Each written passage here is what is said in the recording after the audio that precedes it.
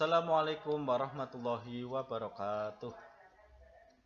Korupsi yang terjadi di Indonesia ini memang sudah terjadi sejak zaman dahulu, sejak Indonesia belum merdeka dan masih berwujud kerajaan. Nah, karena sistemnya kerajaan, dulu kan Indonesia kerajaannya kan banyak gitu. Ada kerajaan yang besar, misalkan Majapahit kayak gitu katakanlah.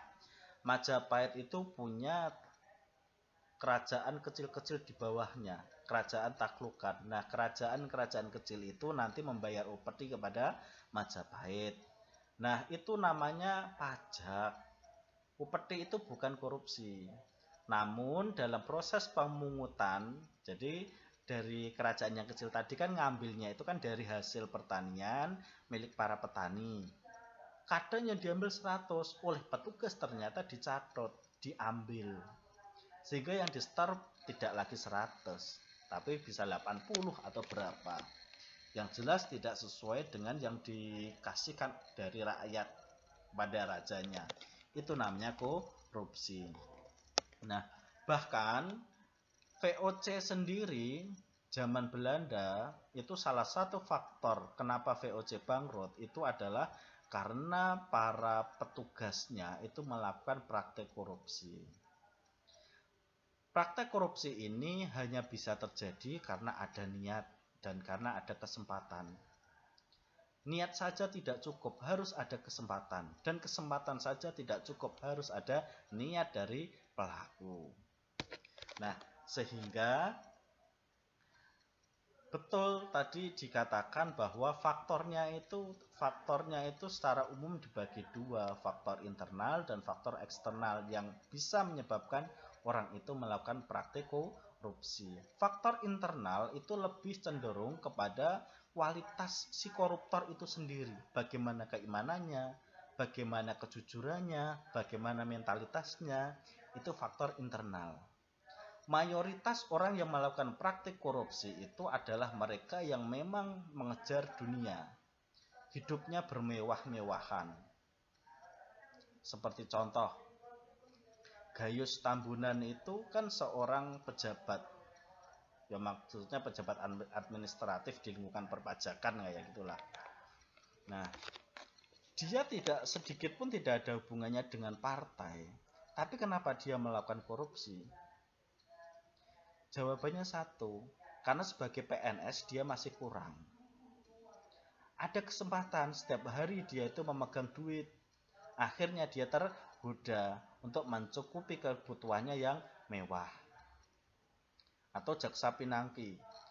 Jaksa Pinangki itu kemarin ditangkap karena terlibat dengan kasus Joko Chandra. Dari kasus Joko Chandra, maka diketahui bahwa ternyata Jaksa Pinangki ini sering menerima suap untuk meringankan hukuman. Jadi kalau hukuman harusnya 10 tahun, maka lewat Jaksa Pinangki nanti bisa turun tidak sampai 10 tahun. Nah, ini dalam aturan hukum ini sudah melanggar, ini nggak boleh. Menerima suap, pejabat menerima hadiah atau gratifikasi itu tidak boleh. Kenapa? Memang tidak merugikan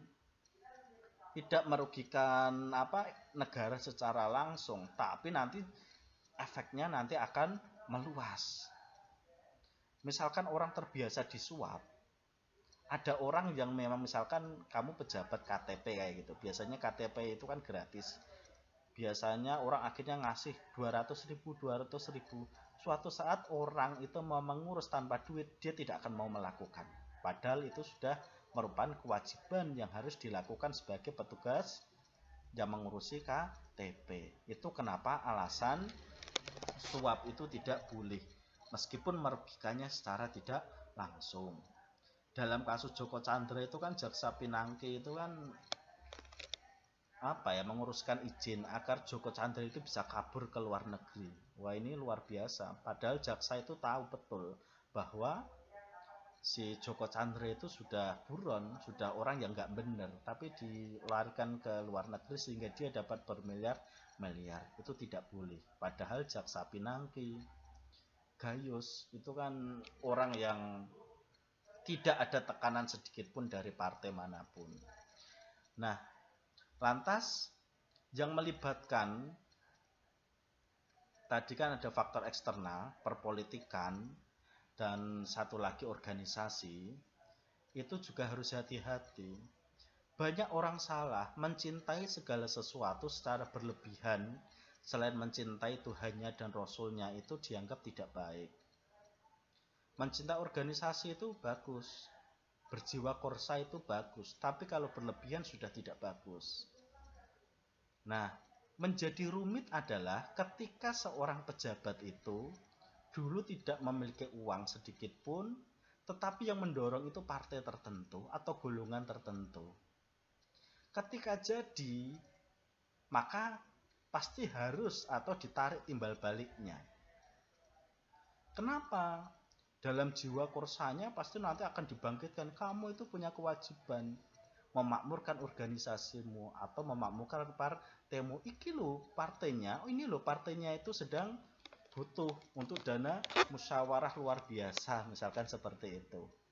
Maka mau tidak mau orang yang sebenarnya baik terkadang karena saking cintanya pada partainya atau ingin balas budi pada golongan yang dulu itu mendorongnya, maka dia akhirnya terpengaruh untuk melakukan praktek korupsi. Atau misalkan begini, karena setiap pejabat itu kan diberi kewenangan untuk mengangkat beberapa staf atau mengangkat beberapa pekerja seperti itu. Maka karena dia itu dulu ketika menjadi pejabat itu yang mendukung itu adalah golongan tertentu, maka nanti secara otomatis pasti hak untuk mengangkat itu nanti akan diambil alih oleh golongan-golongan tertentu itu. Nah, golongan tertentu itu pasti nanti akan menyodorkan kader-kader yang terbaiknya.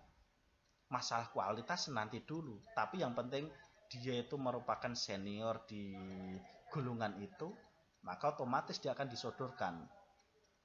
Ketika disodorkan, inilah yang nanti biasanya akan merongrong. Kualitasnya belum tentu bagus, tetapi karena dia itu sangat loyal pada partai tertentu atau pada golongan tertentu, ya sudah, mereka yang diajukan untuk menduduki jabatan. Misalkan tadi seorang menteri X kayak gitu dari partai X, misal kayak gitu ya, menteri X dari partai Z kayak gitu. Maka ketika menteri itu sudah jadi, pasti dia akan membawai beberapa jabatan tertentu. Maka jabatan itu nanti bisa dimainkan. Nah, karena bisa dimainkan nanti, maka dari golongan atau partai tertentu itu akan menyodorkan nama-nama, khususnya untuk bagian-bagian strategis. Yang disodorkan inilah orang yang belum tentu berkualitas. Karena belum berkualitas, ya jelas nanti mereka akan ngadul-adul uang rakyat. Jadi faktor organisasi, faktor partai politik itu memang seperti itu. Memang sangat berpengaruh. Kenapa? Karena memang sistem dalam pemerintahan kita ini, apalagi demokrasinya kan demokrasi langsung. Ini model perpolitikannya memang sangat besar. Jadi tanpa uang, kalian tidak bisa menduduki jabatan tertentu. Nggak bisa. Ya peluangnya bisa, tapi peluangnya itu sangat kecil. Kalau kita berkaca mata pada pucuk-pucuk pimpinan, itu yang menduduki adalah para pengusaha, para pemodal. Kalau tanpa modal bisa nggak? Ya bisa, tapi misal bisa jadi menteri pun nanti menteri yang nggak strategis kayak gitu loh. Nggak mungkin menduduki menteri keuangan atau menteri kesehatan, ya nggak mungkin gitu. Nah jadi yang saya tegaskan begini, dalam demokrasi secara langsung itu modalnya kan memang luar biasa banyak. Kalian yang menjadi DPR misalkan seperti itu, kalian harus menanggung, minta rekomnya nanti duit, biaya membuat pamflet duit, promosinya duit. Nah, ketika sudah terjebak mengeluarkan uang yang banyak, maka orang itu nanti akan secara naluriah akan pengen uangnya itu kembali. dan pasti pengennya itu berlipat. Paham ya? Jadi kalau nanti kalian berpolitik, ya silahkan, boleh-boleh saja diniati dengan yang baik, karena tidak semua politikus itu jelek, ada juga yang bagus. Karena tanpa kalian berkecimpung di dunia politik, memang perjuangan itu juga agak susah dan terbatas. Maka langkahnya, kamu kaya dulu, baru terjun ke politik.